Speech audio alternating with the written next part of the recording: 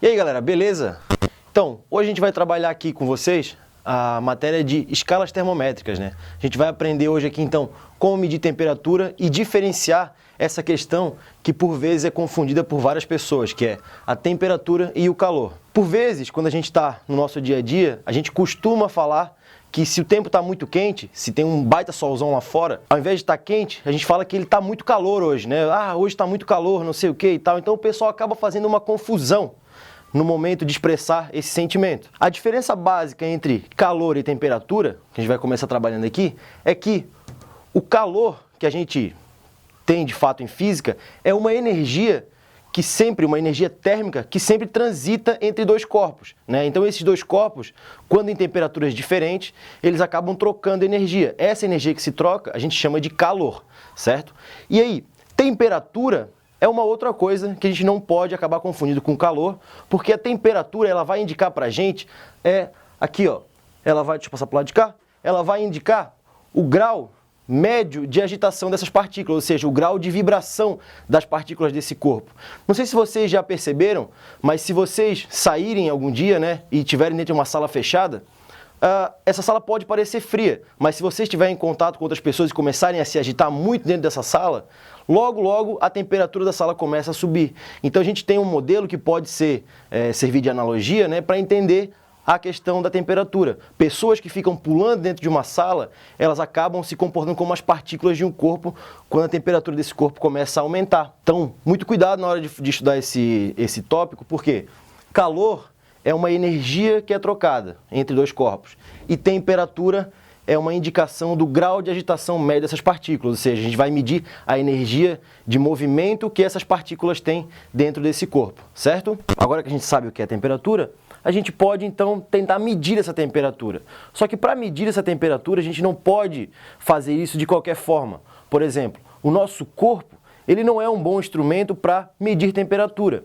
O que para mim pode parecer quente, para vocês aí em casa pode parecer frio ou até muito mais quente do que eu estou sentindo, certo? Nossa sensibilidade ela vai fornecer uma ideia do quão quente está aquilo ali ou quão frio, mas não vai nos dar uma exatidão naquela medida. Então, para medir temperatura de fato, a gente vai ter que utilizar um termômetro, certo? E o termômetro vai ser então esse dispositivo utilizado para medir essa temperatura de um corpo ou de uma substância qualquer. Os termômetros, então, eles podem ser de 3 tipos pelo menos, né? Os mais básicos ali.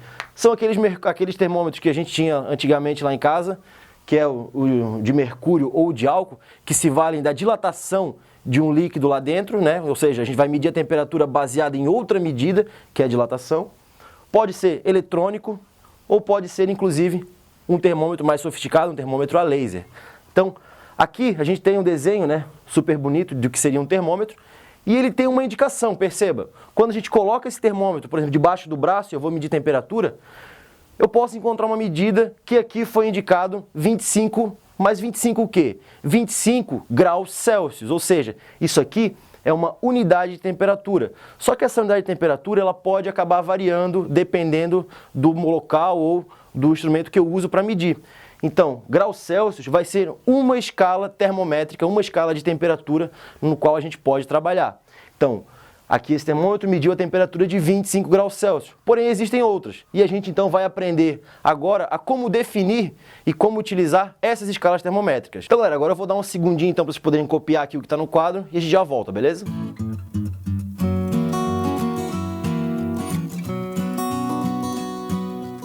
Então pessoal, as relações termométricas, elas vão dizer pra gente em que unidade a gente vai estar medindo essa temperatura, né? Como vocês viram no desenho, aquele termômetro estava graduado na escala Celsius, certo? Só que existem outras, olha só. Celsius, Fahrenheit, Kelvin, né? E aí você já deve se lembrar de algumas dessas escalas, porque a Celsius é que a gente utiliza no nosso cotidiano, né? No dia a dia. Você já deve ter percebido que está na moda, né? O pessoal que vai lá no Instagram agora posta uma foto e marca a temperatura do dia. Então eles mudam de Celsius para Fahrenheit, parece ser uma temperatura muito mais alta, né? Na verdade, só está mudando o quê? A unidade de medida dessa temperatura, tá ok?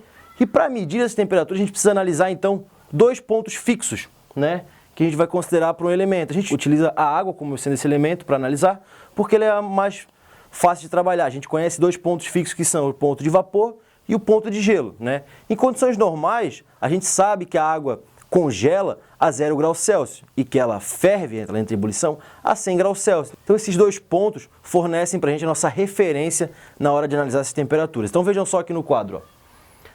Na escala Celsius, a gente tem o ponto de gelo da água como sendo a 0 graus Celsius e o ponto de vapor como sendo a 100 graus Celsius. Se a gente for analisar na escala Fahrenheit, o ponto de gelo é a 32 graus Fahrenheit. Opa, aí já para e pensa. Tem alguma coisa estranha, a água não está congelando a 0 graus. Sim, não é 0 graus Celsius, né? Mas é 32 graus Fahrenheit, por isso essa diferença. Então a água congela a 32 Fahrenheit nessa escala.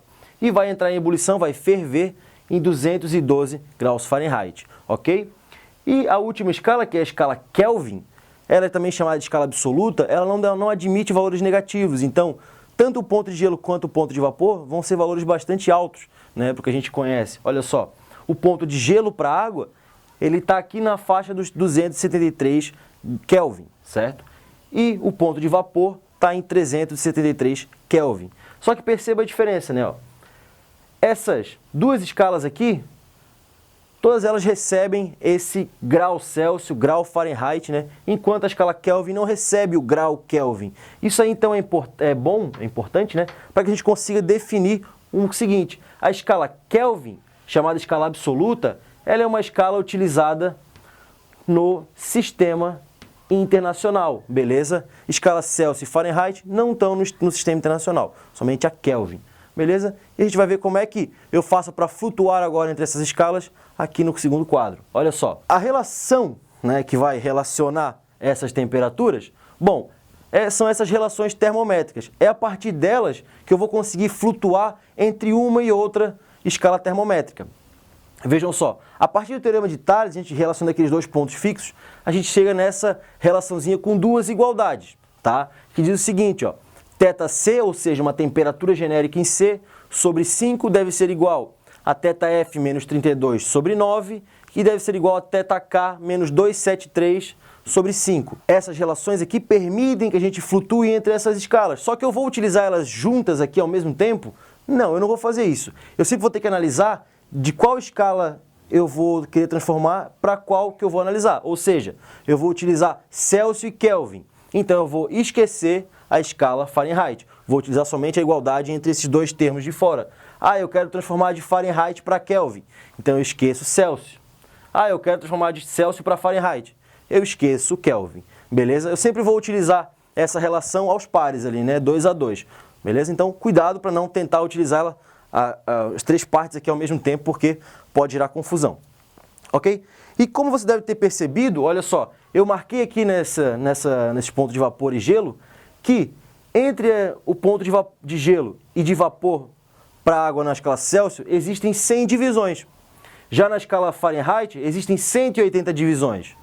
Na escala Kelvin também 100 divisões, ou seja, isso quer dizer que se na escala Fahrenheit eu tenho 180 divisões, ela não deve variar conforme as outras duas escalas, ok? Então vamos ver aqui como é que se comporta isso daí, ó. Então para a variação de temperatura, 1 grau Fahrenheit, né, a variação de 1 grau Fahrenheit na escala Fahrenheit corresponde a 1,8 graus Celsius na escala Celsius e 1,8 grau na escala Kelvin, beleza? Então, só toma um cuidado aqui, ó.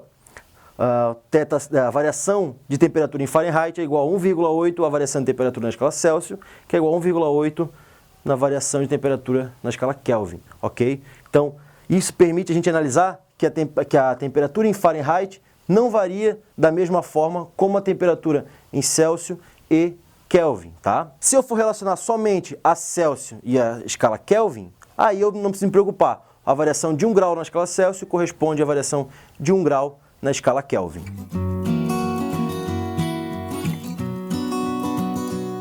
Essa aula vai ficando por aqui. A gente vai ter outra aula com esse assunto, onde a gente vai tratar de escalas termométricas e fazer alguns exercícios. Então já se inscreve no canal, não perde tempo, e curte nosso vídeo aí para dar aquela força. Não esquece de olhar os links que estão aqui na descrição, tá? E a gente volta em um outro momento. Valeu, abraço!